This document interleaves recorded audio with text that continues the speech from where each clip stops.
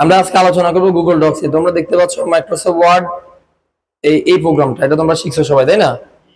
এখন মাইক্রোসফট ওয়ার্ডের সাথে গুগল ডক্স এর মধ্যে মূল একটা পার্থক্য আছে, মানে মেজর পার্থক্য, মূল। সেই পার্থক্যটা কি? সেটা হচ্ছে আমরা যখন মাইক্রোসফট ওয়ার্ডে কোনো ফাইল তৈরি করে, ফাইলটা যখন তৈরি করে আমরা সেভ করি, এটা সেভ থাকে আমাদের এই কম্পিউটারে, মানে আমাদের এই পিসিতে। আমরা যেটাকে অফলাইন বলতে পারি। অফলাইন কি বলতে পারি? আমরা আলোচনা করতেছি গুগল ডক্স এবং মাইক্রোসফট ওয়ার্ডের মধ্যে পার্থক্য। তাহলে গুগল ডক্স কি? এই প্রশ্নের উত্তর হচ্ছে গুগল ডক্স একটা মাইক্রোসফট মানে এটা ওয়ার্ড প্রসেসিং প্রোগ্রাম, যেটা দিয়ে লেখালেখি করে। যেটা দিয়ে কি মানে মাইক্রোসফট ওয়ার্ড যে কাজ করে গুগল ডক্সও সেম কাজ করে। তবে গুগল ডক্স যদি আমি চালাইতে হয় তাহলে আমার অবশ্যই ইন্টারনেট কানেক্টিভিটি থাকতে হবে, অনলাইন ডাটা অন থাকতে হবে। এবং গুগল ডক্সটা মোবাইলেও চালানো সম্ভব সহজেই, অ্যান্ড্রয়েড ফোনে, রাইট? তাহলে Google Docs needed internet, but Microsoft Word 2010 don't needed internet. প্রয়োজন নেই, শুধু কম্পিউটার অফলাইন হলে আমাদের কম্পিউটারে সেটা চলবে। যেহেতু আমার গলায় বসে গেছে, তোমরা কথাটা পুরো অত বুঝতেছো না, কত বাধা পাচ্ছি, যাই হোক চেষ্টা করবা বোঝার জন্য। তো গুগল ডক্স চালানোর জন্য একটা জিমেল আইডি লাগবে। জিমেল আইডি সবার আছে? আছে নি? তোমার আছে? রাপির আছে নি? যার একটা ফোন আছে অ্যান্ড্রয়েড স্মার্টফোন, তার জিমেল আইডি আছে। কারণ জিমেল আইডি না থাকলে প্লে স্টোর থেকে কোনো ফাইল ডাউনলোড করা, কোন অ্যাপ ডাউনলোড করা যাবে না। এটা তারা বাধ্য করে, ফোর্স করে, ঠিক আছে? এবার আমরা বুঝে না বুঝে অনেকে কি করি, জিমেল আইডিটা খুলে ফেলি। অনেকে আমরা জিমেল আইডি জানিও না, পাসওয়ার্ডও জানি না, ওই খুলে ফেলছি, শেষ। এটা জানতে হবে যে এটা পরের বিষয়। জিমেল আইডি লগ ইন করার পরে, যেমন আমার এখানে লগ ইন করা, দেখছো লগ ইন করা আছে না? কি আছে? হাই সুরক্ষা কম্পিউটার। ওকে, আমি গুগল ডক্সে যাওয়ার জন্য ব্রাউজার সফটওয়্যারে DOCS গুগল লিখবো।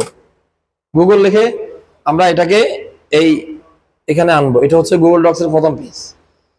সেখানে নতুন ডকুমেন্ট খোলা লাগে, তাই না? মনে আছে তো নাকি? এখানে কি লিখছে দেখো তো, ব্ল্যাঙ্ক ডকুমেন্ট। তাহলে আমরা এই ডকুমেন্টটাকে এখানে ক্লিক করলাম। ওকে, তাহলে মাইক্রোসফট ওয়ার্ডের মতো একটা ফাইল চলে আসলো। এটা সম্পূর্ণ অনলাইনে চলতেছে এখন, মানে ইন্টারনেট কানেকশনে, ডাটাতে। ওকে, সেখানে তোমরা জানো মাইক্রোসফট ওয়ার্ডে যে মেনুগুলো ছিল আছে না এখানে, এই যে file, edit, view, insert, format, tools, এগুলো মেনু। সেম মাইক্রোসফট বিভিন্ন মেনুগুলো এখানে আছে। সেম ভাবে আমাদের এখানে এই যে আনডু, রিডো, সবকিছু এখানে আছে। এখন এই মাইক্রোসফট ওয়ার্ডটার মধ্যে আমরা যখন কাজ করব, সেখানে সবচেয়ে মজার একটা জিনিস তোমাদেরকে আমি দেখাই। মজার একটা জিনিস, সেটা হচ্ছে একসাথে দুটো ব্যক্তি, তিনটে ব্যক্তি, পাঁচজন বন্ধু, পাঁচ ডিস্ট্রিক্ট আছে, অথবা 5 এলাকায় আছে। তোমরা 5 জন মিলে তোমরা একটা ফাইলে একসাথে তোমরা কাজ করতে পারবা, সেম টাইম, অনলাইনে বসে। কিভাবে সম্ভব? গুগল ডক্স এর মাধ্যমে। কিন্তু মাইক্রোসফট 2010 এটা সম্ভব না। মাইক্রোসফট 2010 অনলাইনে কানেকশন নাই, সম্ভব কিভাবে? এটা অফলাইন। আবার মাইক্রোসফট কোম্পানির ওয়ার্ড যেটা, সেটা আবার অনলাইনে আছে, এটা আলাদা প্রোগ্রাম। এটা এখন নতুন করে বের হয়েছে, ওটা আলাদাভাবে ইউজ করতে হবে। তাহলে আমরা যদি এখানে একটা সেভ হয়, কোথায় সেভ হবে? আমাদের কম্পিউটারে ডকুমেন্ট নামে একটা ফোল্ডার আছে, ওই ফোল্ডারে মাইক্রোসফট ওয়ার্ডের ফাইলটা সেভ হবে। রাদিন, কোন ফোল্ডারের নাম? ডকুমেন্টস ফোল্ডারের নাম কম্পিউটারের। কোথায়? ডকুমেন্টস। ডকুমেন্টস নামে ফোল্ডার তোমরা দেখছো, এই যে ডকুমেন্টস, এটা এখানে সবসময় সেভ হয় কম্পিউটারে কাজ করতে গেলে। এটা হচ্ছে অফলাইন। যে ব্যক্তি একটা জিমেল অ্যাকাউন্ট খুললো, তাকে অনলাইনে 25 জিবি মতো ফ্রি, অথবা 15 জিবি বা 10 জিবি একটা পরিমাণ দেয়। যেমন আমাকে তারা 15 জিবির মতো ফ্রি দিছে আমার অ্যাকাউন্টে। দেখো এই যে এখানে দেখো, এই যে 15 জিবি ফ্রি দিছে তারা। হ্যাঁ, তাহলে আমি ব্যবহার করছি 12 জিবির মতো। এই 15 জিবি ফ্রি। এখন এই 15 জিবি কে বলা হয় ক্লাউড স্টোরেজ। কি বলে? ক্লাউড ম্যাগ, ক্লাউড স্টোরেজ বলে এটাকে। এটা গুগল থেকে আমি কি পাইছি, ফ্রি পাইছি বিনামূল্যে। এবার যদি তোমার আরো বেশি দরকার হয় তাহলে তুমি কি করবা, কিনে নিবা, ঠিক আছে কিনা, তুমি কিনে নিবা। এখানে এটা কিনা যায়, অনলাইনে টাকা দিয়ে কিনা যায় জায়গা, মানে এটা বাড়তি লাগলে। এই যে লেখা আছে এখানে গেট মোর স্টোরেজ, গেট, এটা নিতে গেলে তোমার এবার টাকা দিতে বলবো। This not a free, okay fine. তো আমরা এই ডকুমেন্টটা যখন তৈরি করব, এটা এখানে সেভ হবে, এটার নাম এখানে লিখবো, নাম লিখবো, যেমন নাম লিখলাম হচ্ছে টু বা সততা কম্পিউটার, সততা কম্পিউটার, আমি এটা টাইপ করলাম, ওকে। দেখো এখন এটা আমি এই কম্পিউটার থেকে করছি, এটা সেভ করছি। এবার যদি আমি অন্য কম্পিউটার যাই, ধরো আমি একটা কম্পিউটারে গেলাম, আমার এখানে তো কম্পিউটার তোমরা জানো আমাদের এটা নেটওয়ার্ক ইউজ করি আমরা, এটা স্যারের যে কম্পিউটারে বসে ওই কম্পিউটার, ওখানে আমি গেলাম হচ্ছে সেম docs.google.com এ গেলাম। আমার ওই কম্পিউটারেও same email ID log in করা আছে এই ওই কম্পিউটারে। ওখানে দেখো এই যে সততা কম্পিউটার দেখা যাচ্ছে, এটা আমি তৈরি করছি এখান থেকে, কিন্তু ওখানে দেখা যাচ্ছে। তুমি এটা ওপেন করলা, তুমি সেখানে গেলেও দেখবা অটোমেটিকলি লেখা লেখা দেখা যাচ্ছে কিনা। তাইলে আমরা দেখো এটা একটা কম্পিউটার, এটা একটা কম্পিউটার পাশাপাশি, তোমাদেরকে আমি দেখানোর জন্য যে এটা দুইটা কম্পিউটার থেকে একসাথে কাজ করা যায় কিনা। অনলাইন, কিন্তু এটা পুরোটা কি অনলাইন, ওকে।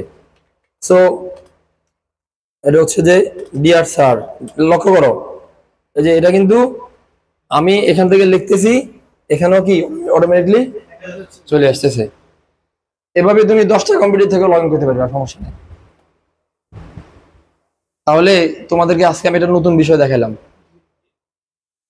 ওকে। এই বিষয়টা কি, গুগল ডক্স, যেটা মাইক্রোসফট ওয়ার্ডের সাথে পার্থক্যটা কি, বড় পার্থক্য কি, এটা অনলাইন, মাইক্রোসফট 2010টা হচ্ছে অফলাইন। দ্বিতীয় পার্থক্য হচ্ছে এটা ব্যবহার করার জন্য ডাটা লাগবে, এটা ব্যবহার করার জন্য ডাটা লাগবে না।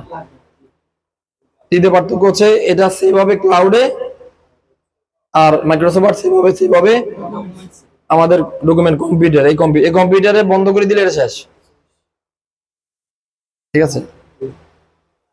আর তোমরা এখন যে জেনারেশনে আছো এআই, এই জেনারেশনে গুগল ডক্সটা তোমাদের কাছে বেশি গুরুত্বপূর্ণ এবং বেশি জনপ্রিয়তা পাবে, ঠিক আছে, হচ্ছে কথা।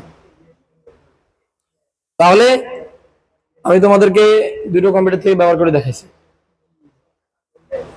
এখান থেকে কাজ করলে দেখো, এখান থেকে কাজ করলে ওই কম্পিউটারে যাচ্ছে, আবার ওই কম্পিউটার থেকে কাজ করলে আসতেছে, দুজনের পাশাপাশি একসাথে কাজ করতে পারতেছি। তুমি একটা দরখাস্ত টাইপ করবা, তুমি তখন দুবাই থাকবা, তোমার বাসায় তোমার ছোট বোন ও কলেজে পড়ে, তোমার বোন, আপন বোন, তুমি তাকে বলবা তুমি কম্পিউটারে বসো, আমি তোমাকে একটা দরখাস্ত টাইপ করে শিখাই। তুমি কোথায় আছো, সে কম্পিউটার সামনে বসবি, তুমি তাকে ওখান থেকে টাইপ করে দেখালে। এটা সম্ভব কিসের মাধ্যমে, দিস মোমেন্ট। এটা হচ্ছে প্রযুক্তির যুগ এখন। তোমরা যারা ইয়ং জেনারেশন, তোমাদেরকে এসব বিষয়গুলো জানতে হবে, ফ্যাসিলিটি ব্যবহার করতে হবে, ইউজ করতে হবে, ওকে, সম্ভব। তাহলে আমরা আজকে চমৎকার, তাহলে তোমরা কি গুগল ডক্স ব্যবহার করতে পারবে সবাই তোমাদের মোবাইলে, আজকে থেকে ইউজ করা শুরু করবো। এবং সেম ভাবে গুগল শিট আছে, কি আছে, ওটা কি এক্সেল। তোমরা তোমাদের পরিবারে যত হিসাব আছে, হিসাব দৈনিক হিসাব, খরচ করছো কত, তোমার আব্বা দিচ্ছে 1 লাখ টাকা, তুমি খরচ করলা 5,000 টাকা, আরো 95,000 টাকা তোমার কাছে আছে, তুমি হিসাব সেভ করলে তোমার আব্বু ওখান থেকে বিদেশ থেকে কি পারবে, কিভাবে, অনলাইনে, কিভাবে, গুগল শিটের মাধ্যমে। কিন্তু এক্সেল ব্যবহার করলে সেটা দেখবে না, সেটা যদি ও নতুন ভার্সন এক্সেল আছে এটা দিয়ে করলে দেখা যায়, কিন্তু পুরাতন এক্সেল এটা দেখা যাবে না।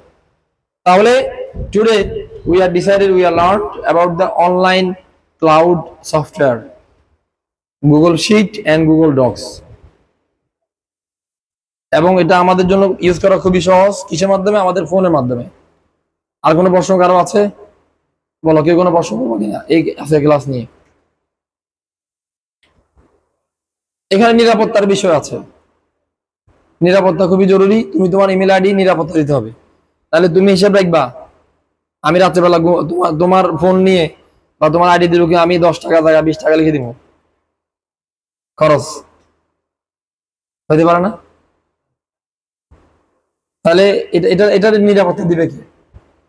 তাহলে তোমাকে আইডি গুলো যথাযথভাবে ইউজ করতে হবে, লক রাখতে হবে, ফেস লক দিতে হবে অথবা যে কোনো লক দিতে হবে, যেন এটা কেউ খুলতে না পারে। তোমাদেরকে এটা বলে রাখলাম। তাহলে আমার মোবাইলের আইডি যেন কারো হাতে না যায়, কোনো বন্ধুর কাছেও না। Not single person than me. Trusted হতে হবে, বিশ্বস্ত হতে হবে, ঠিক আছে কিনা? বিশ্বস্ত হতে হবে। তাহলে আমরা তোমাদেরকে যেটা আজকে দেখাইছি তোমরা এটা ভবিষ্যতে প্র্যাকটিস করবা। তাহলে আজকে থেকে নতুন দুইটা সফটওয়্যার নাম, একটা কি গুগল ডক্স, একটা কি গুগল নতুন, কিন্তু কাজ হচ্ছে মাইক্রোসফট ওয়ার্ডের এক্সেলের মতো সেম। ওকে, তাহলে জাযাকাল্লাহু খাইর। সবার সাথে সবাইকে অসংখ্য ধন্যবাদ। তোমরা আজকে ক্লাসটা করতে পেরেছো। তোমাদের সাথে আবার আগামী ক্লাসে দেখা হবে আমার ইনশাআল্লাহ। নামাজ এবং খাওয়ার তো দেরি হয়ে যাচ্ছে। আর পরীক্ষার ক্লাসগুলো খুব সিরিয়াসলি করতে হবে, ঠিক আছে? অনলাইনে তোমাদেরকে আমি পরীক্ষা দেবো, তোমরা অনলাইনে পরীক্ষাগুলো উত্তর দিয়ে দিবা। জাযাকাল্লাহু খাইর। ঠিক আছে, সবাইকে ধন্যবাদ। আসসালামু আলাইকুম।